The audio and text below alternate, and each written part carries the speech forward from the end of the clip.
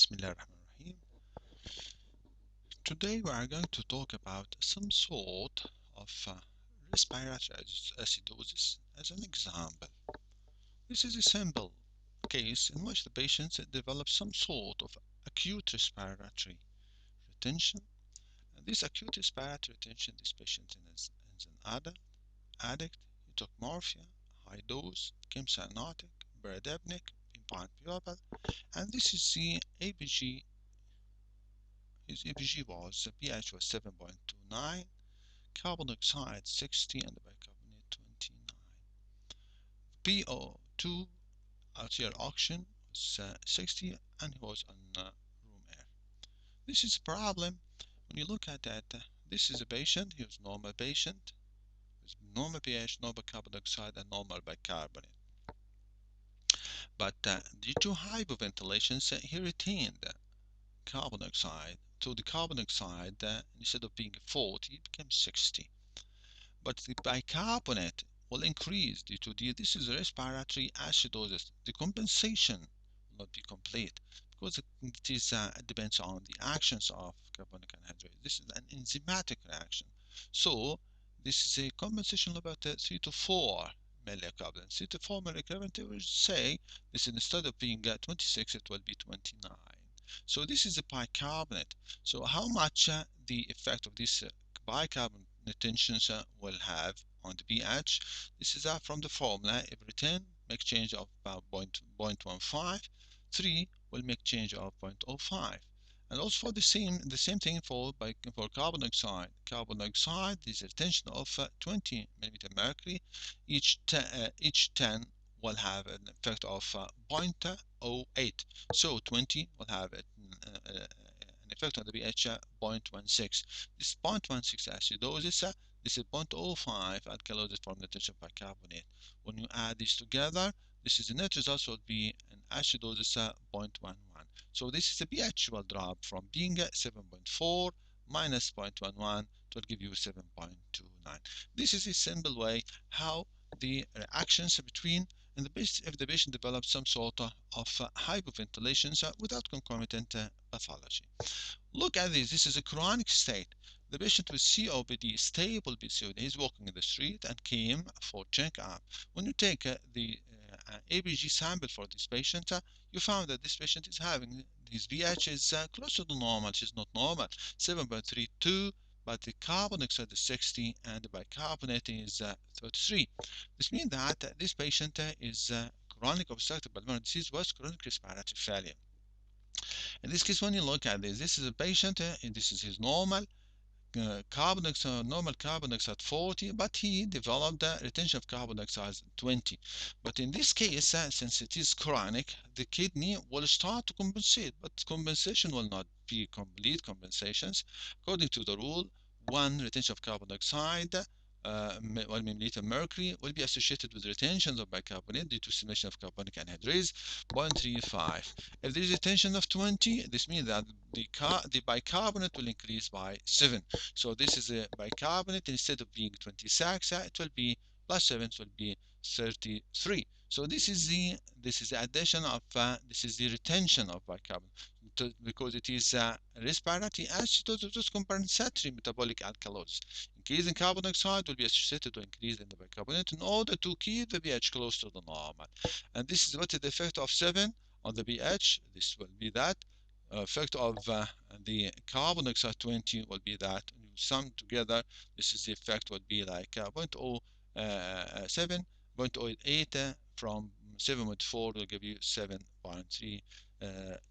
So this is the chronic state, chronic respiratory acidosis in a patient with a stable state, chronic respiratory obstructive pulmonary disease with chronic respiratory failure. This is what will happen if the patient of this patient with chronic of COPD, chronic obstructive pulmonary disease with chronic respiratory failure, with high carbon dioxide and high bicarbonate and close to the normal pH, he develops some sort of more more failure due to chest infection, pneumothorax, heart failure, bronchospasm, pneumonia, what is it, whatever it is, in which there is some sort of encroachment on the alveolar volume. In this case, the carbon dioxide will increase. So the carbon dioxide will shoot, instead of being 60, might go to 80. And at the same time, the same rule will be applied for the kidney. It will retain about 3 to 4 milliequivalent of bicarbonate per liter.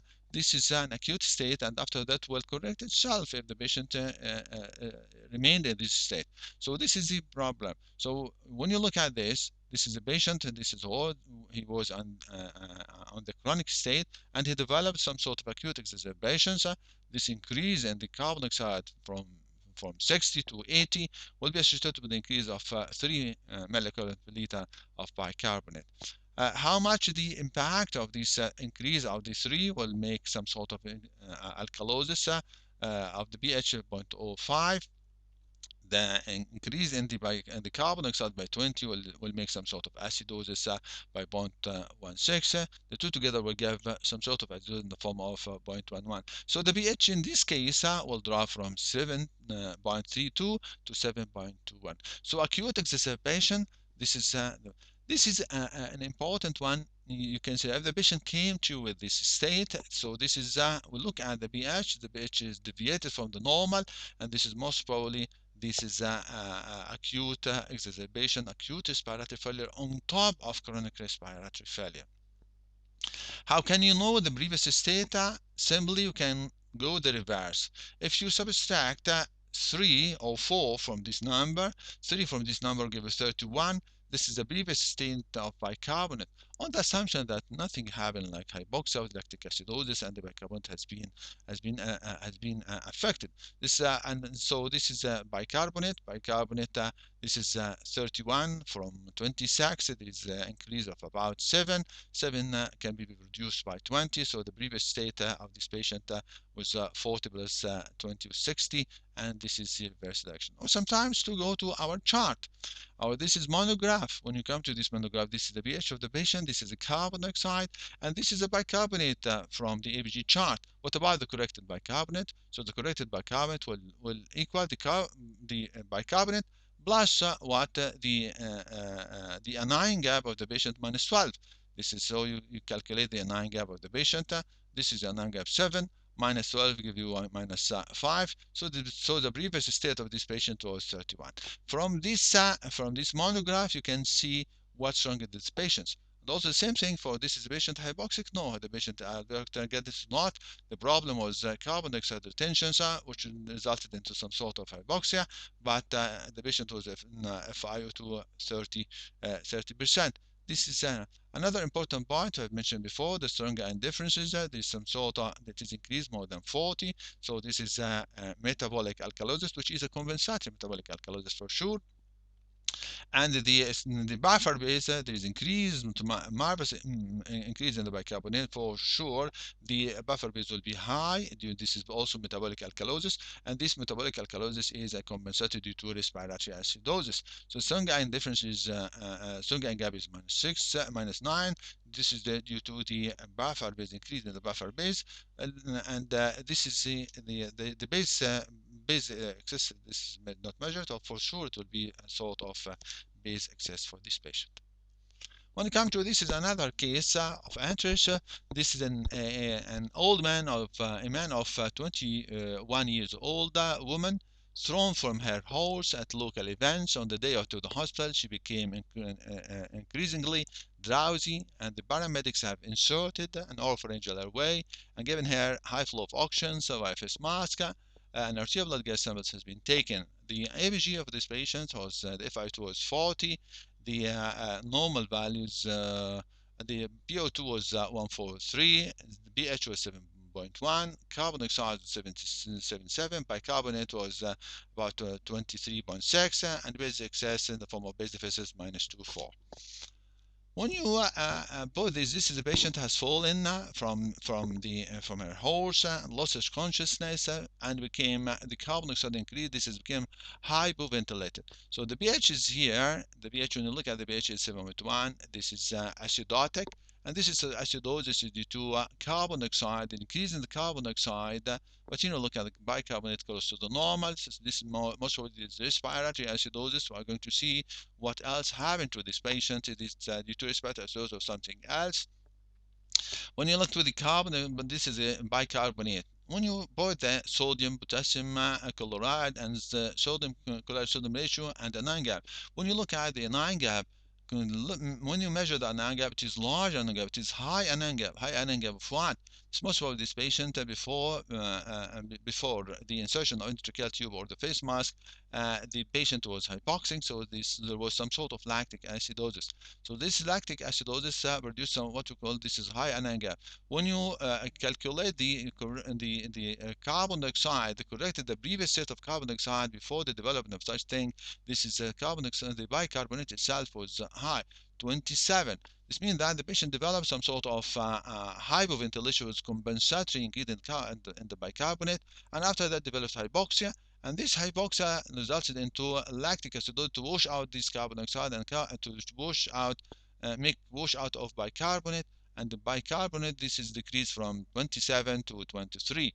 So this is look at this is a normal. This is the anion gap is high. A strong ion difference is normal because the patient there is no change in the sodium chloride. But the buffer base, when you look at the buffer base here, there was an increase in the bicarbonate as a compensation to increase in the carbon dioxide, and but this has been neutralized or has been this is diminished by the reactions of lactic acid to return back to normal. So we are facing the patient with buffer base, normal buffer base, and the stronger and differences in stronger and gap is normal. But here the base deficit, this patient has some sort of base deficit -2. For sure, this base deficit due to the fact that this patient developed some sort of hypoxia, which resulted into lactic acidosis. So the lactic acidosis has a share in the 2 for 7.1, and the carbon dioxide itself has increased. When you look at this, this is a patient who was in FiO2 40, but there was no hypoxia. But if you take this data and put the patient on room air, you will find that the alveolar oxygen will be 70, alveolar gradient was high, 37, and so the PO2 in this case will be 33. But if you put the patient on 40, the PO2 increase. So this means that the patient was hypoxic, and this hypoxia results into respiratory acidosis. But now the patient is on 40, so that's why the PO2 increased to 143, although there is some sort of hyperalveolar arterial gradient. So this patient has hyperventilations, hypoxia, lactic acidosis with high anion gap, and this is the interpretation for such case. Look at this another one. This is an old man, so 60 years old, is brought to the ER after witnessed out of hospital cardiac arrest, developed cardiac arrest. The paramedics arrived after 7 minutes. 7 minutes cardiac arrest, hypoxia for and carbon dioxide high for 7 minutes, during which CPR had not been attempted. His initial rhythm was VF, and the paramedics subsequently restored spontaneous circulations after the third shock. On arrival, this is a pulse, blood pressure. Patient was coma. Glasgow coma scale was 3. Look at this is also he put on FiO2 was 50, FiO2 50, PO2 56, pH 7.1. Partial carbon dioxide 47, bicarbonate was 14, and this base deficit of -10. So this is look at this is our monograph. This is the data of the patient again, pH 7.1, carbon dioxide 47 above the normal, and the bicarbonate was 14. So this means that the patient was metabolic acidosis, but here there's no compensation. That's why there's some sort of respiratory acidosis, carbon dioxide detention. There should be some wash out of carbon dioxide. It should be less than 40. This is more than 40. So this is another important point. What corrected bicarbonate, when you come to the corrected bicarbonate, this is an anion gap of the patient. Where is the anion gap? 26. Anion gap of the 26 minus normal, minus 12 give you 14. 14 plus 14 will give you correct. So the patient before this sickly, he had bicarbonate 28. He developed some sort of hypoventilation. Kidney resumed 4 or something like that after the bicarbonate. So the bicarbonate was 28. And due to this hypoxia and the retention of carbon dioxide or shock and hyperventilations, and this is was associated with retention of lactic acid, and this lactic acidosis resulted in the drop of the bicarbonate. How did you know? This when you look at this, this is the patient was FiO2 50 and VO2 20, this VO2, but look at the oxygen. The arterial oxygen on the FiO2 is 50 is 56. Alveolar arterial gradient is 23.4. This is a high gradient. Most probably due to the cardiac massage, the patient might develop some sort of lung contusions. So this is when the patient, if you put the patient on room air, for sure he will be severely hypoxic, severely hypoxic. So this is a clue that the patient was hypoxic, developed lactic acidosis. In addition to shock, he developed lactic acidosis. The bicarbonate is low, post cardiac arrest, and also at the same time the compensatory mechanism for the respiratory for the washout of carbon dioxide is not complete, so the patient has metabolic acidosis and respiratory acidosis and hypoxia. This is acidosis hypoventilation, lactic acidosis metabolic, compensatory metabolic alkalosis. This is a part for the corrected bicarbonate, high anion gap metabolic acidosis, decreased bicarbonate. This is a strong ion difference. When we look at the strong ion gap, strong ion difference, no change in sodium regarding sodium and chloride, but the buffer base is decreased because here there is decrease of the bicarbonate. This is metabolic acidosis. Strong ion gap, there is also metabolic acidosis. The presence of lactic acidosis is 10. Buffer, the base excess is minus 10. So this is, and the patient is hypoxic and hypoventilated. All from this, we can see and define what are the problem: hypoxia, hyperventilation, lactic acidosis, high anion gap lactic acidosis, and these are the sequelae of the patient, which should be considered while you are managing the patient. And thank you.